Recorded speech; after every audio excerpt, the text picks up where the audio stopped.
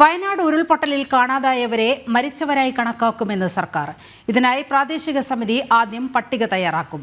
ധനസഹായത്തിനായി 2 സമിതികൾ രൂപീകരിച്ചു. പ്രാദേശിക സമിതിയും സംസ്ഥാന സമിതിയും ഉണ്ടാകുമെന്ന് സർക്കാർ ഉത്തരവിൽ വ്യക്തമാക്കുന്നു. വിവരങ്ങളുമായി രശ്മി കാർത്തിക ചേരുകയാണ്. രശ്മി, സർക്കാർ ഉത്തരവിൽ പറയുന്ന കാര്യങ്ങൾ എന്തെല്ലാമാണ്?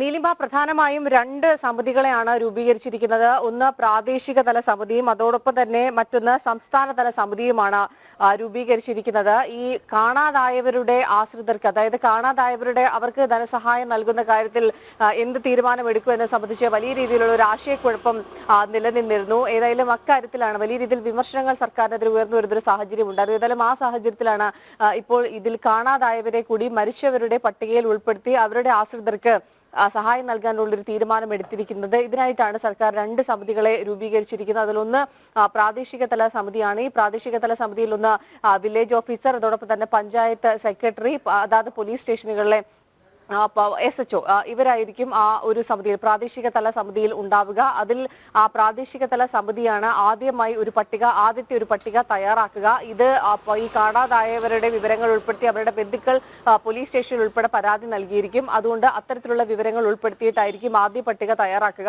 ഈ പ്രാദേശിക തല സമിതിയായിരിക്കും ഈ ഒരു പട്ടിക സംസ്ഥാന തല സമിതിക്ക് കൈമാറുക. സംസ്ഥാന തല സമിതിയിൽ ഉൾപ്പെടുന്നത് അഡീഷണൽ ചീഫ് സെക്രട്ടറി, ആഭ്യന്തര വകുപ്പ് അഡീഷണൽ ചീഫ് സെക്രട്ടറി, അതോടൊപ്പം തന്നെ റവന്യൂ പ്രിൻസിപ്പൽ സെക്രട്ടറി, തദ്ദേശ സ്വയംഭരണ പ്രിൻസിപ്പൽ സെക്രട്ടറി, ഇവരാണ് സംസ്ഥാന തല സമിതിയിൽ ഉണ്ടാവുക. സംസ്ഥാന തല സമിതി ഈ ഒരു പട്ടിക വിശദമായി സൂക്ഷ്മമായി പരിശോധിച്ചതിനു ശേഷമായിരിക്കും സർക്കാരിന് ശുപാർശ കൈമാറുക. അതിന്റെ അടിസ്ഥാനത്തിലായിരിക്കും ഈ ധനസഹായം ഉൾപ്പെടെയുള്ള കാര്യങ്ങൾ പ്രഖ്യാപിക്കുക. നീലിമ. ശരി രശ്മി, വയനാട് ഉരുൾപൊട്ടലിൽ കാണാതായവരെ മരിച്ചവരായി കണക്കാക്കുമെന്ന് സർക്കാർ ഉത്തരവ്. വിവരങ്ങളാണ് രശ്മി പങ്കുവച്ചത്.